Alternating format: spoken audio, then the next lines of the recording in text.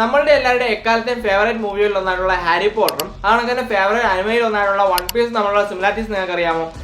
Harry പോട്ടറിന്റെ second പാർട്ടായ chamber of സീക്രട്സിൽ ഹാരി പാമ്പുകളോട് സംസാരിക്കുന്ന ലാംഗ്വേജ് ഒരു പാസിൽ മൗത്ത്, അതായത് സ്നേക്ക് ലാംഗ്വേജ് ആണെന്ന് റിയലൈസ് ചെയ്യുന്നുണ്ട്.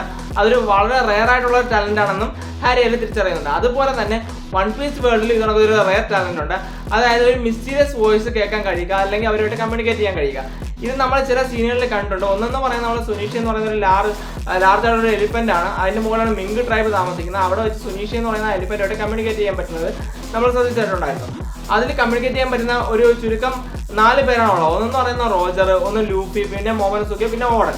ഇതുപോലെ തന്നെ വേറൊരു സീൻ വരുന്നതെന്ന് പറയുന്നത് നമ്മളെ ഫിഷർമാൻ ഐലൻഡിൽ വെച്ചിട്ട് സീക്കിങ്ങുകൾ സംസാരിക്കുന്നത് ലൂഫി കേൾക്കാൻ നമ്മൾ കാണുന്നുണ്ട്.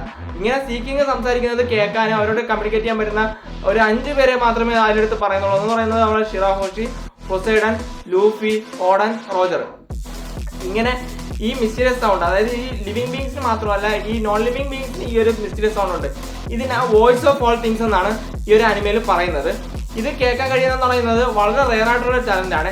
ഈ ഒരു ടാലന്റ് തന്നെയാണ് റോജറിനെ എളുപ്പത്തിൽ ലോക്ക് ടൈലിലേക്ക് എത്തിക്കുന്നത്. ഈ കൊസുക്കി ഓഡൻ എന്ന് പറയുന്ന വ്യക്തി ആദ്യം വൈറ്റ് ബിയർഡിന്റെ ക്രൂവിൽ ഉണ്ടായിരുന്നതാണ്, പിന്നീട് റോജറിന്റെ ക്രൂവിലോട്ട് വരുന്നതാണ്. കാരണം ഈ റോജറിന്റെ വോയിസ് ഓഫ് ഓൾ തിങ്സ് ആ ഒരു പവർ ഉള്ളത് കൊണ്ട് തന്നെ എല്ലാം കേൾക്കാൻ കഴിയും.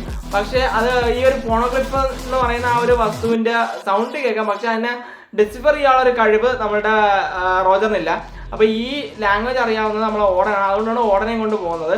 ഫോർ എക്സാമ്പിൾ നമ്മൾ സ്കൈപ്പിയിൽ വെച്ച്, അതായത് ലൂഫിയൊക്കെ സ്കൈപ്പിയിൽ എത്തുമ്പോഴത്തേക്കും റോബിൻ ആ ഒരു പോണോഗ്ലിഫിന്റെ സൈഡിൽ എഴുതി വെച്ചേക്കുന്ന കണ്ടിട്ട് പറയുന്നുണ്ട് ഈ റോജറിന് എങ്ങനെ ഈ ലാംഗ്വേജ് മനസ്സിലാവുന്നത്. പക്ഷെ അത് റോജറിനല്ല ആ ലാംഗ്വേജ് അറിയാവുന്നത്. ആ ലാംഗ്വേജ് അറിയാവുന്നത് ഓടനാണ്.